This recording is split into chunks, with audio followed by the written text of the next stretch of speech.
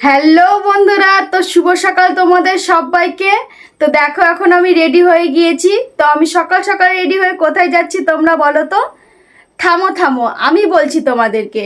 আমি এখন যাচ্ছি একটু মিষ্টি আর দই কিনতে মিষ্টির দোকানে। তার কারণ তোমরা তো আজকে জানোই আজকের দিনটা কিসের দিন, সব থেকে স্পেশাল দিন বাঙালিদের বিশেষত। তো আজকে বাঙালিদের ঘরে ঘরে জামাই ষষ্ঠী পালন হবে।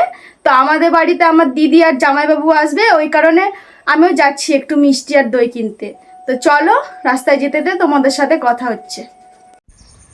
প্রথমেই চলে যাচ্ছি আমি আমার মাসির বাড়ি। তো একটু সাইকেলটা নিব, তারপরে যাব। তার কারণ একটু দূরে আছে, তো সাইকেলটা নিব, দিয়ে তখন মিষ্টির দোকান যাব। তো দেখো বন্ধুরা, আমি চলে এসেছি আমার মাসির বাড়ি সাইকেল নিতে। তো সাইকেলটা নিয়ে বেরিয়ে পড়ব। তো দেখো বন্ধুরা, আমি এখন সাইকেল নিয়ে বেরিয়ে পড়েছি মিষ্টির দোকান যাওয়ার জন্য। তো চলো মিষ্টির দোকানে গিয়ে কথা বলছি। বন্ধুরা দেখো, মিষ্টি আর দই নেওয়া হয়ে গেছে, তাই বাড়ি চলে যাচ্ছি এখন। বাড়ি এসে দেখো মিষ্টি দই রেখে আবার আমাকে আমার মা কাজের জন্য পাঠিয়ে দিয়েছে। তো এখন যাচ্ছি মুদিখানার দোকান, মুড়ি নেই বাড়িতে, তাই মুড়ি আনতে যাচ্ছি। তো চলো দোকানে যাই। কি বলো তো বন্ধুরা, বাড়িতে ভাই দাদা না থাকলে ছোট মেয়ে মানে যখন বড় মেয়ের বিয়ে হয়ে যায় তখন ছোট মেয়েদেরকে সব করতে হয়। তাই দেখো আমি একটার পর একটা আমি কাজ করে যাচ্ছি। এখন গেছিলাম মুড়ি আনতে, দেখো মুড়ি নিয়ে এখন বাড়ি চলে যাচ্ছি।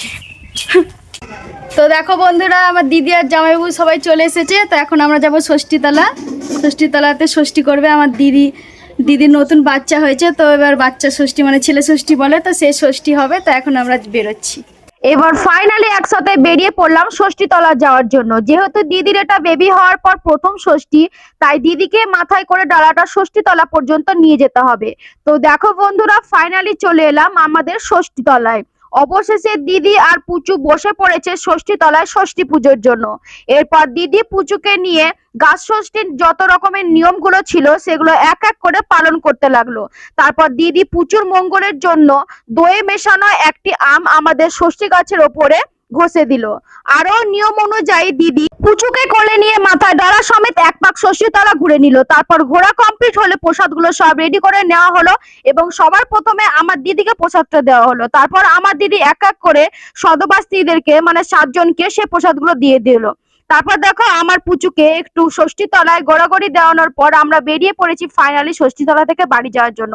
তো দেখো আমার জামাইবাবু আমার মাকে এবং আমার পুচুকে ছাতায় করে নিয়ে আস্তে আস্তে আমরা চলে আসলাম আমার নিজেদের বাড়ি। তো বন্ধুরা, ভিডিওটা কেমন লাগলো অবশ্যই কমেন্টে আমাকে একটু জানিও প্লিজ।